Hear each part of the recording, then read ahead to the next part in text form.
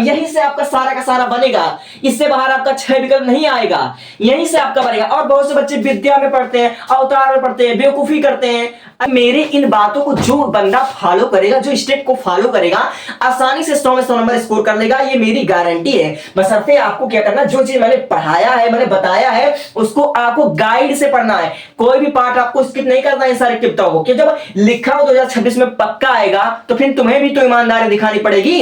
अभी यूपी के दबंग छात्रों, अगर आपको 18 फरवरी को बोर्ड एग्जाम देना है और आपकी तैयारी भी पेंडिंग में पड़ी हुई है, या फिर आपने अभी तक तैयारी को शुरू नहीं किया है, तो मैं कह रहा हूं मेरे बातों को मान लो, और जिस तरह से मैं समझाने वाला हूं तुमको मेरे हर एक बात को समझ लेना, और तुम्हारा 100 में से 90 से ऊपर नंबर रहेगा, ये तुम्हारे भाई की गारंटी है। और साथ ही साथ ओपन चैलेंज है, और आपने जरा सा दिमाग लगाया और मेरे हिसाब से आपने पढ़ाई कर दिया तो आपके 100 में 100 नंबर आ सकते हैं, ये आपके भाई की गारंटी है। बशर्ते आपको वीडियो को अंत तक देखना होगा और मेरे हर एक बात को आपको समझना पड़ेगा। ये जो मैंने पीछे इंपॉर्टेंट लिखा हुआ है 100% आने की मैं गारंटी लेता हूं, मगर इससे ज्यादा जरूरी कि आप मेरी बातों को समझ पाए, जिस तरीके से मैं आपको समझाने जा रहा हूं उसको आप लोग समझ पाए। सबसे पहली बात, आपको अपने पढ़ने का तरीका बदलना पड़ेगा। यानी कि कहने का मतलब ये, पहले मैं आपको इंपॉर्टेंट क्वेश्चन बताऊंगा और बीच बीच में आपको वो ट्रिक बताने वाला हूं जिसको आपको अप्लाई करने हैं, और ऐसा केवल टॉपर ही अप्लाई करते हैं। सबसे पहली बात, आप लोग शुरुआत हमेशा कीजिए जहां से आपको बहुत ज्यादा कठिनाई लगी हो। बहुत से बच्चों को संस्कृत खंड कठिन लगता है। मैंने ऐसा एनालिसिस किया है, अपने स्कूल में भी मैंने देखा था कि बहुत से बच्चों को 99% बच्चों को ये संस्कृत खंड बहुत कठिन लगता है, और संस्कृत खंड आपका 7-7 14 नंबर का केवल आता है। केवल आपका संस्कृत खंड 14 नंबर का आता है। तो मैं कह रहा हूं केवल 3 चैप्टर को आपको बता दूंगा, और 3 चैप्टर से बाहर नहीं आएगा, तुम्हारे भाई की गारंटी है। सबसे पहला आपका सुभाषित रत्नानी, ये आपका कविता है। सुभाषित रत्नानी ये आपका कविता है, इसको आपको संदर्भ सहित अनुवाद आपको पढ़ लेना है। सुभाषित रत्नानी, और इसमें कुल 14 पैराग्राफ है, यानी कि 14 कविता है, मतलब 14 लाइन दिया हुआ है, और इसको आपको गाइड से पढ़ना है। इसको आपको गाइड से पढ़ना है। इसके लिए मैं बेस्ट चैनल बना दे रहा हूं, लर्न विथ आरपी, उसी से पढ़ लेना। और सुभाषित रत्नानी 2026 की बात कर रहा हूं, 2026 में 7 सेटों में मिलेगा आपको, 7 सेटों में। सुभाषित रत्नानी इतना इंपॉर्टेंट है जिसकी कोई हमें शब्द नहीं है मेरे पास कहने के लिए। सुभाषित रत्नानी 99% चांसेस है कि 7 सेटों में आएगा। यानी कि आपको संस्कृत खंड में सबसे पहले पढ़ना है सुभाषित रत्नानी, और दूसरे नंबर पे आपको पढ़ना है जातक कथा। और जातक कथा भी लगभग आपका 5 से 6 सेट में देखने को मिल जाएगा, 5 से 6 सेट में आपको देखने को मिल जाएगा 2026 में, आपको गारंटी के साथ मैं कह रहा हूं। और दूसरी चीज, इसमें आपको पढ़ लेना है संस्कृत भाषाएं महत्वम। ऐसा कोई साल नहीं होगा जिससे इस चैप्टर से एक पैराग्राफ ना आया होगा। यानी कहने का मोस्ट इंपॉर्टेंट टॉपिक आपको यही पढ़ना है। केवल 3 चैप्टर आपको संस्कृत खंड में पढ़ना है, और ये आपको गाइड से पढ़ना है। यानी कि आपको हर एक पैराग्राफ, हर एक लाइन का आपको अनुवाद पढ़ना चाहिए। और संस्कृत खंड पढ़ने का मैं एक तरीका बता दूं, आप जो पैराग्राफ पढ़ रहे होंगे उसको आपके वर्ड वर्ड का, एक एक शब्द का मतलब आपको बताना चाहिए। क्योंकि अक्सर मैंने देखा है कि दे देता है कि उपयुक्त वाक्य में इस शब्द का अर्थ बताइए। तो यानी कि आपको संस्कृत खंड में 3 चैप्टर आपको पढ़ने हैं और गाइड से पढ़ना है। यानी कि आपको किताब से पढ़ना, और एक भी पार्ट आपको स्किप नहीं करना है। 100 में 100 नंबर लाना, तो इसको सुन लो, ठीक है, कान खोल करके। और 2026 में 3 ठू से ज्यादा, इन तीनों से ज्यादा कुछ देखने को नहीं मिलेगा, ये तुम्हारे भाई की गारंटी है। अब आओ काव्य में, जो कि आपको पढ़ना पड़ेगा, यहां आपको ईमानदारी दिखाना पड़ेगा, यहां कोई ट्रिक नहीं है। ट्रिक में बाद में बताऊंगा इन सब में। अब आप आइए काव्य खंड में। काव्य खंड में, और काव्य खंड और जीवन परिचय में एक साथ लेकर चलता हूं।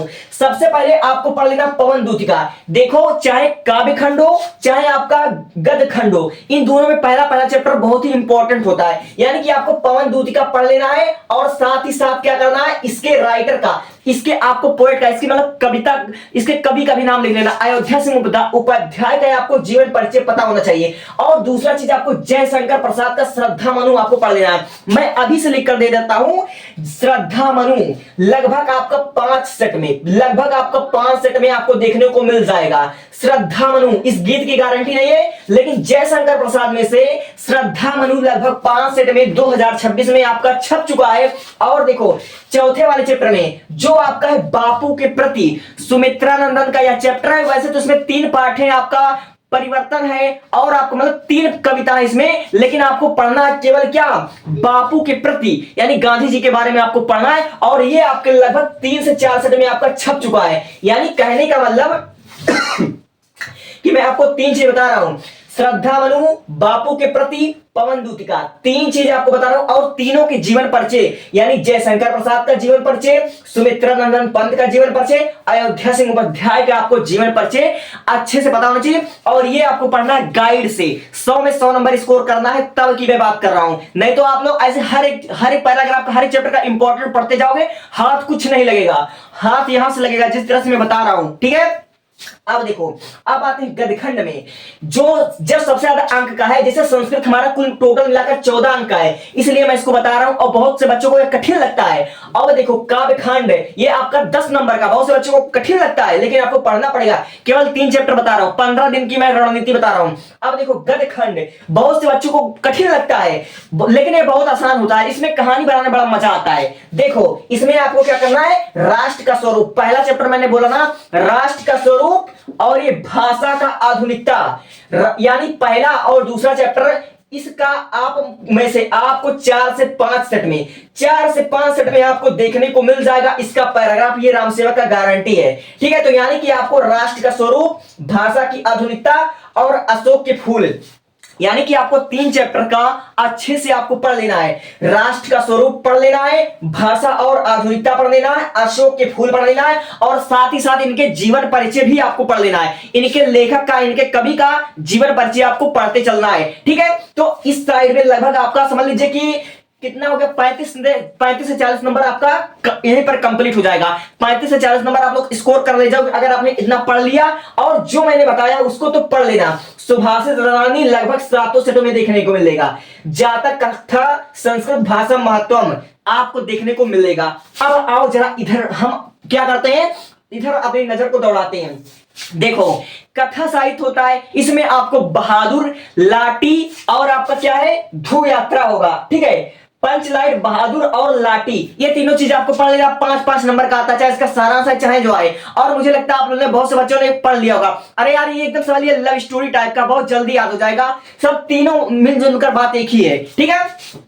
तो आपको क्या पढ़ लेना है, यहां पर आपको पंचलाइट पढ़ लेना है, बहादुर पढ़ लेना है, लाठी पढ़ लेना है, और बहुत ही आसान टॉपिक है, 2 मिनट नहीं लगेगा इसको, आप समझ जाओगे, आप लिख लोगे। मैं कह रहा हूं आप लिख लोगे। अब देखो यहां पर एक आता है कथा साहित्य, ठीक, कथा साहित्य। जैसे इसमें क्या करना पड़ता है, अपने अपने जिले के हिसाब से आपको याद करना पड़ेगा, अपने अपने जिले के हिसाब से आपको याद करना पड़ेगा। किसी में आपको ध्रुव यात्रा याद करना पड़ेगा किसी जिले में, और किसी जिले में आपको श्रवण कुमार वाला पढ़ना पड़ेगा। यानी कि आपको जिले के हिसाब से आपको पढ़ना पड़ता है। तो इसमें आपको पढ़ना एक ही है, बट आपको जिले के हिसाब से अपने पढ़ लेना है, तो वो आप लोग पढ़ लोगे। 5 नंबर का आता है आपका, ठीक है। अब देखो जो कि इंपॉर्टेंट टॉपिक है, यहां से आपको पढ़ना पड़ेगा। अब देखो आता है व्याकरण, तो व्याकरण में भाई 2-2 नंबर के आते हैं। तो यानी कि कहने का मतलब ये है कि व्याकरण को आप लोग हल्के में ना लीजिए, 2-2 नंबर का आता है, ज्यादा नंबर का नहीं आएगा। 2 नंबर का रस, 2 नंबर का छंद, 2 नंबर का अलंकार, ये सब 2-2 नंबर के टॉपिक है, इसलिए हमने इसको बाद में बताने का मतलब निश्चय किया।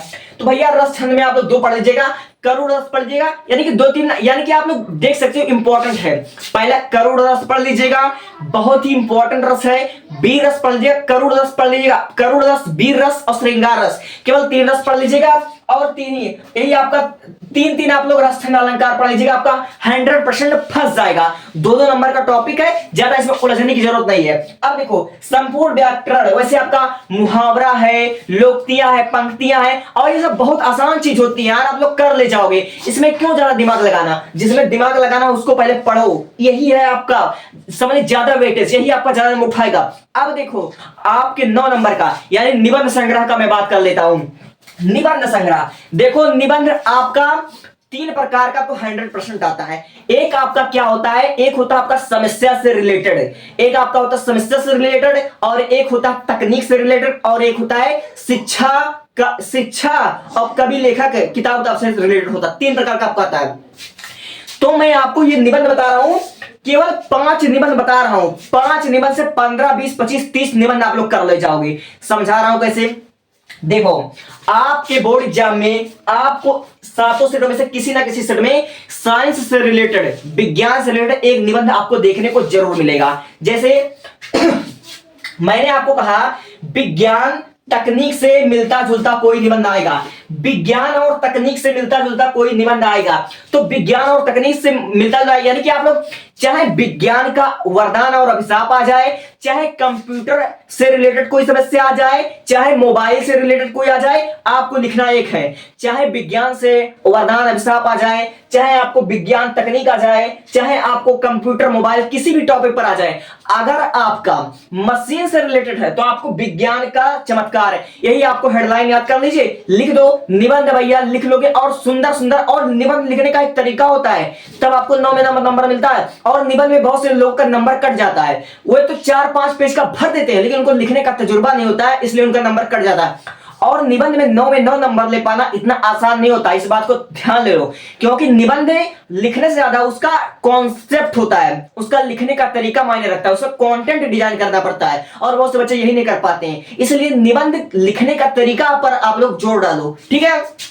तो आपको किससे पढ़ना है? विज्ञान से रिलेटेड। और दूसरा, भारत में नारी संबंधित 2026 में फंस चुका है, या तो आपको दहेज प्रथा देखने को मिलेगा, या आपको नारी सशक्तिकरण देखने को मिलेगा।